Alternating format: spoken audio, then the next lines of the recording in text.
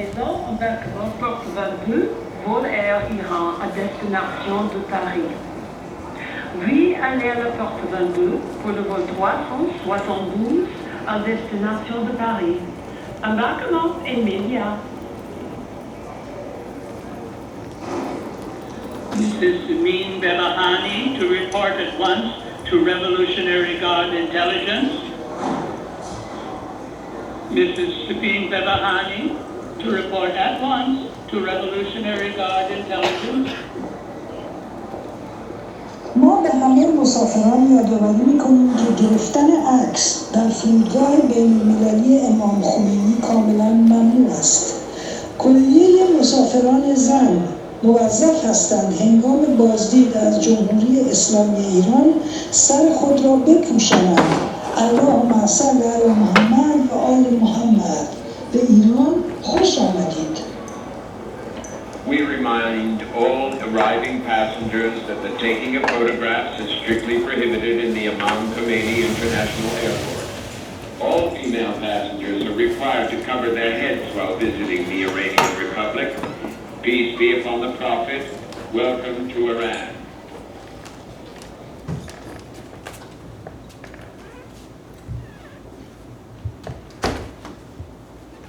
I'm looking for Revolutionary Guard Intelligence. Who is it? Samin Bebahani. Mrs. Bebahani. How good of you to stop by. Would you like a cup of tea? No, I would like to board my plane. I don't want to miss my flight. Where are you headed? Paris. I see. And why Paris when Tehran is so lovely this time of year? The fig trees are starting to bloom. Or haven't you noticed? I don't see well. How unfortunate for you. Can you see my rifle? Yes. I can't hear you. Can you see my rifle? Yes. Excellent.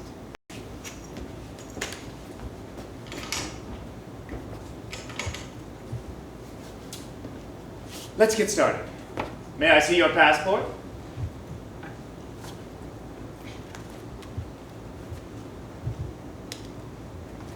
Why am I being held? We just need to ask some questions. Well, my plane's about to leave. I could meet with you when I return. I need my passport. Final boarding call for Iran is flight 372 en route to Paris, departing from gate 22. All passengers proceed to gate 22. Final call. How unfortunate. It appears you will not make your flight. I think there's another one in 2 hours. What's your hurry? You can visit Paris some other time. They're expecting me. Who are they? The hosts for my poetry reading. A poetry reading. Ah, so that's why you were planning to desert your country, to read your scandalous poetry to the French, to entertain our enemies. I didn't know France was our enemy. They might as well be. They are allies of the Americans and the Israelis. Those who are in bed with the devil are as bad as the devil, are they not? And why go all the way to France to read poetry? They do not have poetry readings here in Tehran. The reading is part of International Women's Day. And just when is International Men's Day? Every day. You do not see me deserting my country to celebrate it, now do you? What do you want from me? We simply need to ask you a few questions.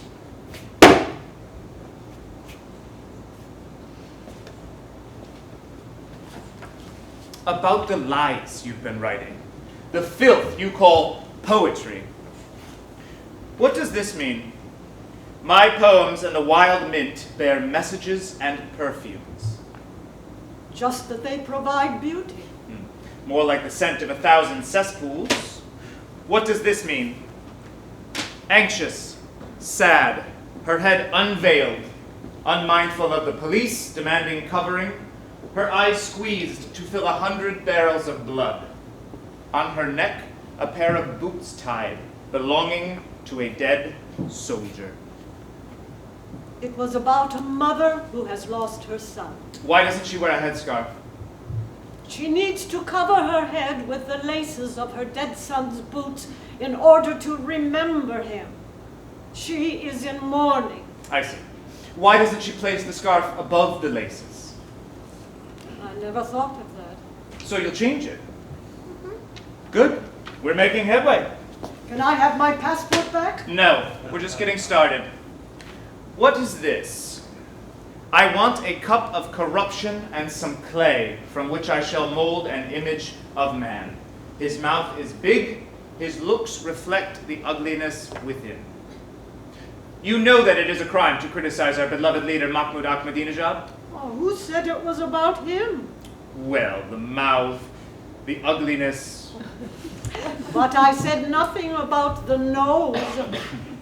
That is true. But you have supported the opposition. Oh, well, and so have thousands of others. Mr. Ahmadinejad is our president. The supreme leader, Ayatollah Ali Khomeini, gave his blessings to the outcome of the election. Yes. Is this line about either of them? You have become a babbling loudmouth. That's open to interpretation. The rope you have crafted you will find around your neck. Exactly who are you threatening? I make no threats. I'm stating the laws of karma. I don't know what that means, but it sounds un-Islamic. And what is this here? How was it possible that gallows on which they were hanged were ordinary trees? Tell me how to write about the treehood days of the gallows. Stay firm for freedom. What does this nonsense mean? It was about the trees. The trees that they hang people from were once part of nature. This practice of murder goes against the voice of nature. The state does not murder. It carries out justice. Don't waste a complaint on the faithless judge. Are you questioning our fair and honest system? Well, why would I?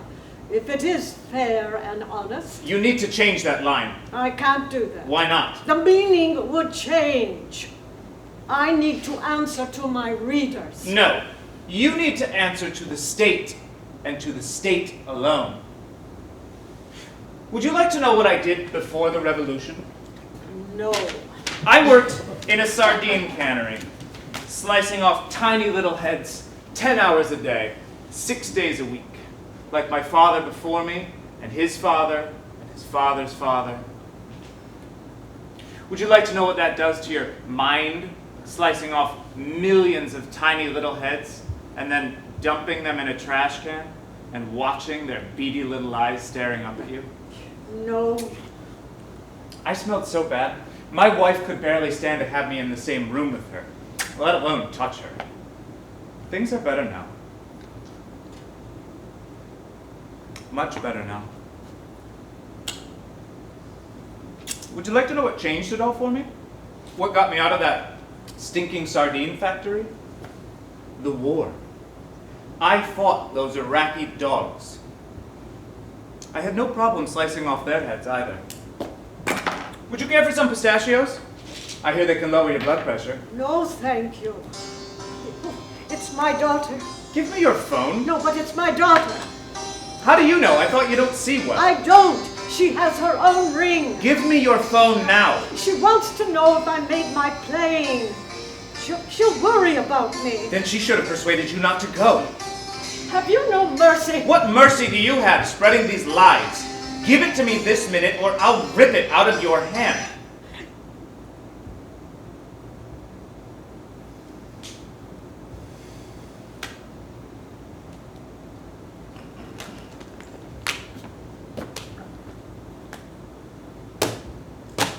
Good.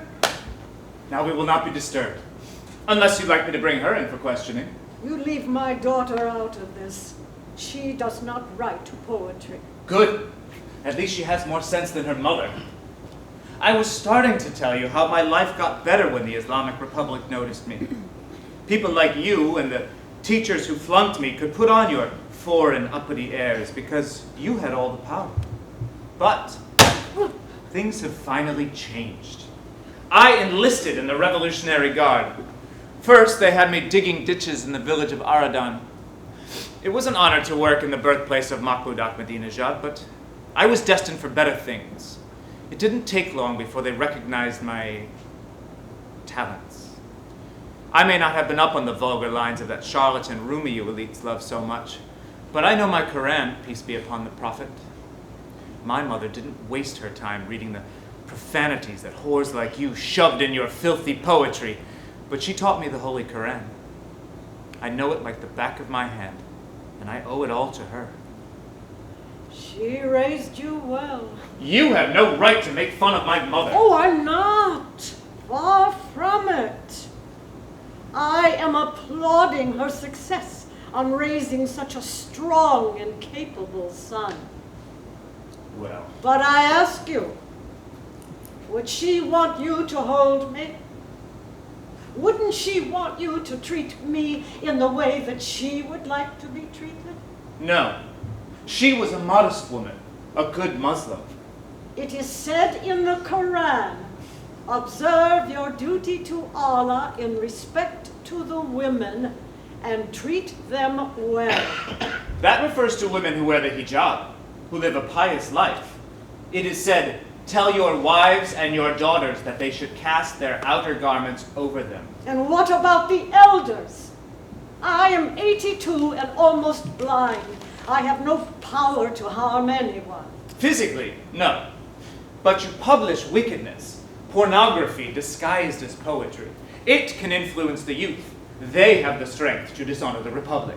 You have no grounds to hold me. How would your superiors look on this? Do they not have mothers? Their mothers do not publish filth. I imagine they would applaud this arrest. Perhaps they will send you to Evan prison, and I may get a promotion. Oh. They call you the Lioness of Iran. Let me hear you growl. Oh, let me out of here at once! Not so soon. Why We're just starting to get acquainted. Why am I being held? We need to ask some more questions. You have no right to detain me. According to Article 9 of the Universal Declaration of Human Rights, of which Iran is a signator, no one shall be subjected to arbitrary arrest, detention, or exile. I almost forgot. You did get a law degree, didn't you? Well, how unfortunate for you that Iranian law has changed since then. You never did work as a lawyer after spending all that time and money. But then, people like you had no shortage of either of those commodities, now did you? One thing they failed to teach you at that degenerate school is that under Article 32 of the Criminal Code of Procedure for Public and Revolutionary Courts, crimes of national security justify pre-trial detention. National security?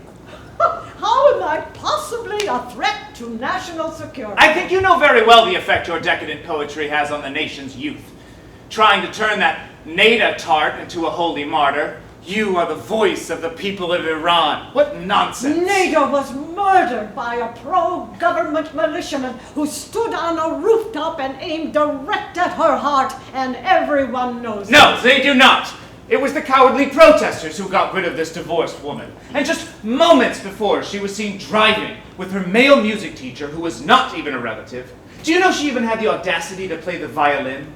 Her assailant saved her family the shame of her sordid reputation. Nada's parents stated in writing that they were convinced she was murdered by a pro-regime militia. I don't care what they say. And when they did so, they received death Then she threats. shouldn't have been protesting the election results.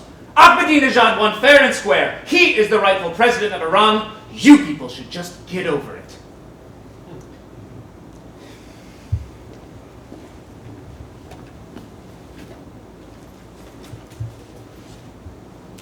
Now, what was it that you studied before embarking on a law degree? Obstetric nursing. Ah, yes, obstetric nursing. Another wasted career after they threw you out of school for writing that trashy article. I did not write that article. That's not what the college president said. I understand he slapped you before expelling you. And I slapped him back. Oh, I would have loved to have seen that. I think I would have rather enjoyed it. How lucky for the mothers of Iran that you didn't graduate. You weren't there to whisper words of sedition into the ears of their newborns. But we're not in a maternity ward, now are we? Don't you have anything better to do than to question an old woman about her experiences from 60 years ago? No. They say cats live 9 lives, but you seem to have lived at least 10. Didn't you join the two-day Communist Party? Oh, yes, when I was a teenager, I joined the youth movement, but I soon broke away from them. Why? Did they slap you? Oh, Don't you like my touch?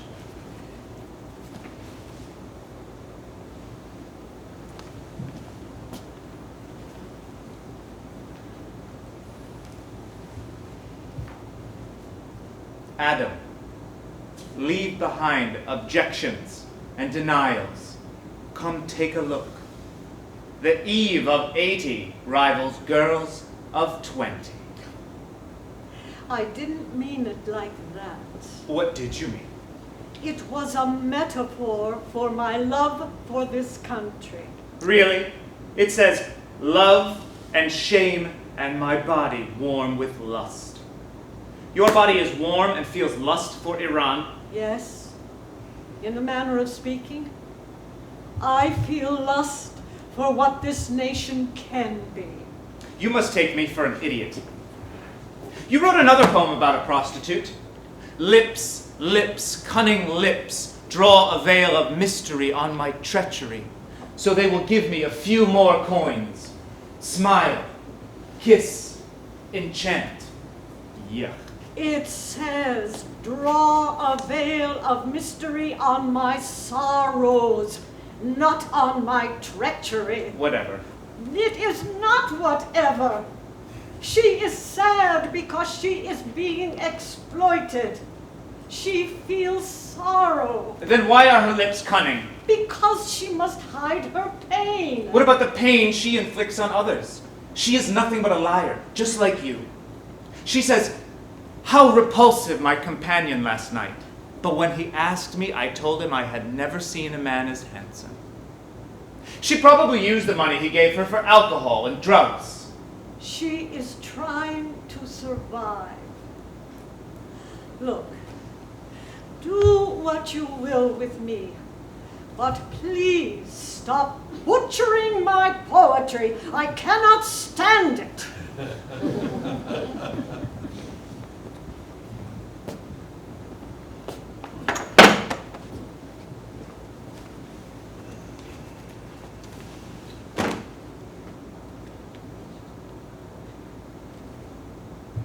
You have quite a trail of past arrests for various crimes, from your role in the Iranian Writers Association to the confluence of the women's movement. Is it a crime to call for human rights and freedom of expression? All your pretty words are just code for treason. Oh, how the foreign media loves to shower you with money and hype. Your poetry shames and demoralizes the ordinary people of Iran. You are nothing but the bootlicker of the West. I am no one's bootlicker. Ah. My shoes are in need of shining.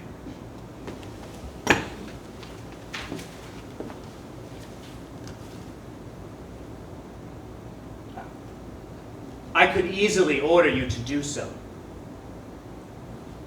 But I'm a nice guy with a big heart.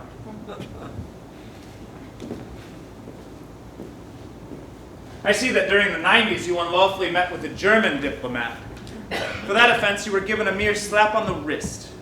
You were blindfolded and taken to prison. Regrettably, you were only held overnight. We released you the next day on the street, but with the blindfold still intact. Perhaps we could arrange for that again. Well, go ahead. I barely see better than that now. You are fond of this Women's Day nonsense.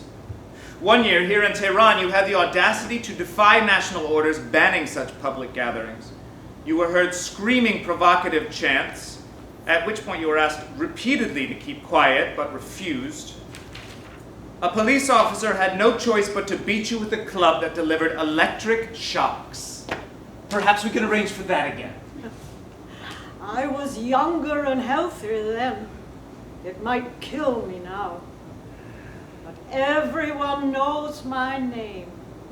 and the people would view me as a martyr, and reporters would hound you with questions. Is that what you really want? You have an answer for everything, don't you? It is unnatural not to feel fear. Oh, I feel fear.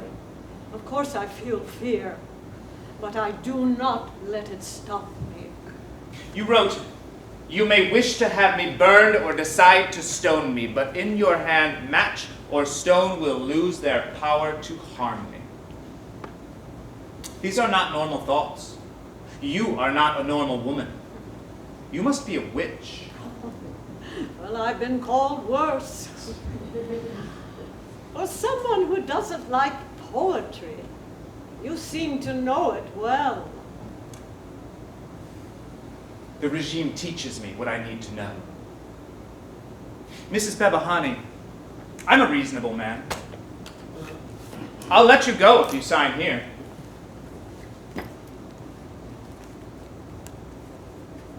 Well, what does it say?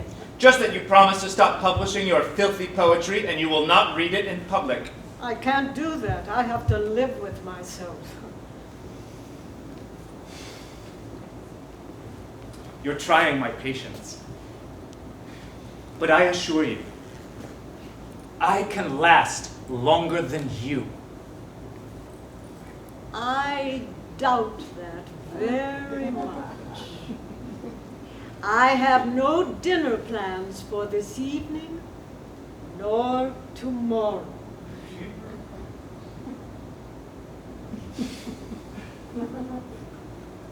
Mrs. Bebahani, you're old.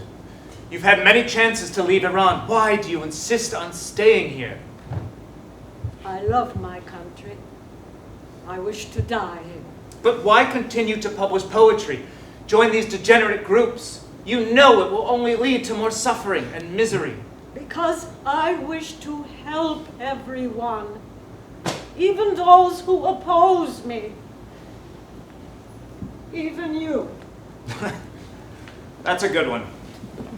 You are not fond of the sanctions the United States started. No, of course not. I despise them. So do I. Really? Yes. Like all Iranians, I too have stood in long lines, my body racked with pain, just to buy a bag of rice, only to be told that there was none left to buy. I remember when the price of eggs skyrocketed. Oh, yes.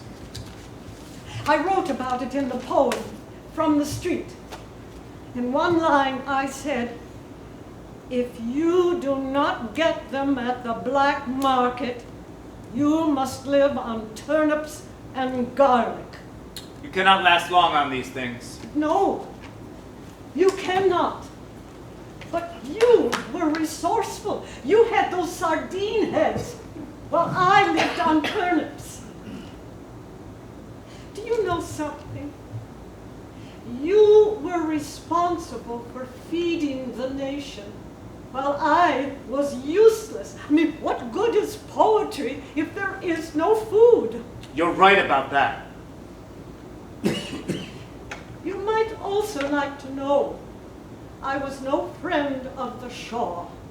That's not what it says here. Oh, and I had to protect myself and write indirectly through metaphor. I wrote, "Oh, you who earn your bread like morticians from the dead, do not decorate your chest and shoulders with their backbones.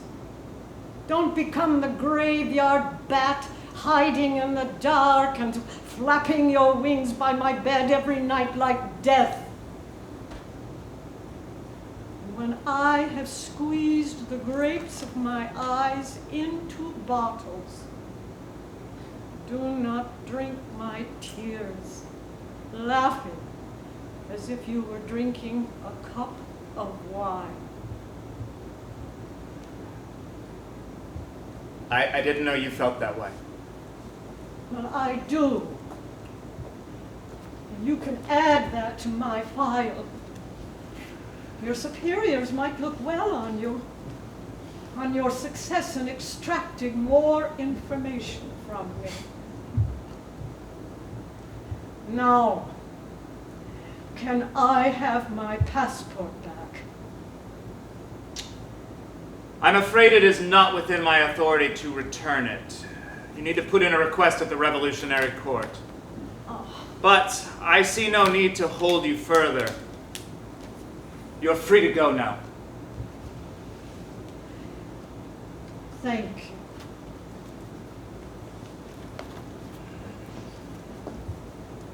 Mrs. Bebahani, can I ask you one more thing? Yes. Can you please write down that poem, the one you just recited, Well, I suppose. and autograph it to Bibi, my wife. She's a big fan of yours.